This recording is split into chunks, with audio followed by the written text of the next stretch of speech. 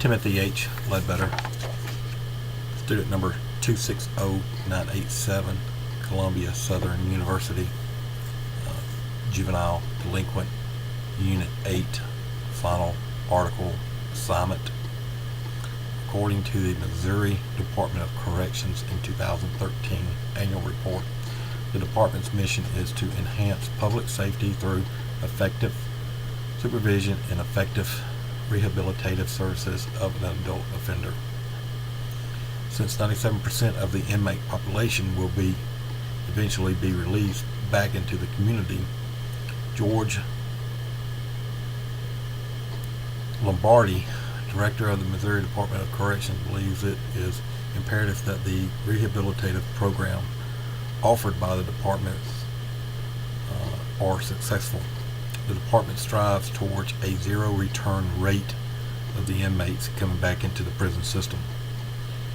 The programs that are in place have been proven to help reduce conduct violations, property damage, and other offenders on offender assaults, as well as to teach offenders about compassion. How do they do this? Data revealed that educational programming is the best answer. In fact, research shows that participation in educational opportunities while incarcerated greatly reduces return offenders. 1, it helps increase its self-esteem. 2, it makes offenders self-disciplined. And 3, it makes them use more critical thinking of what they're doing. These personal gains combine to reduce likelihood of a released inmate coming back into contact with law enforcement. In the 1970s, the educational programs such as adult-based education and general educational development were widely utilized. The Pell Grants allow inmates access to colleges while incarcerated, but in the 1994, the Violent Crime Control and Law Enforcement Act was signed into law, prohibiting incarcerated individuals from receiving Pell Grant funding for any schooling. College programs and prisons were discontinued, and funding for educational programs had been cut back to save taxpayer money. But with the Ford Foundation, Bill and Melinda Gates Foundation, and other funding sources they put into place, they provide some resources for the prisoners population to take both vocational and college classes that helps inmates to return to the community. The Southeast Missouri Corrections Center is an association comprised of approximately 21 inmates committed to promoting victim and offender rehabilitations. In order to commit to this, the warden had a professor from a higher learning center volunteer to come in to teach courses to the inmates. In an effort to provide RJO members of opportunity to interact with community members, each semester the professor had brought her students who were enrolled in a RJ course to prison for a field trip. The meeting was important for both the student and the inmate to implement their RJ skills and share their knowledge, different perspectives, and lifestyle experiences.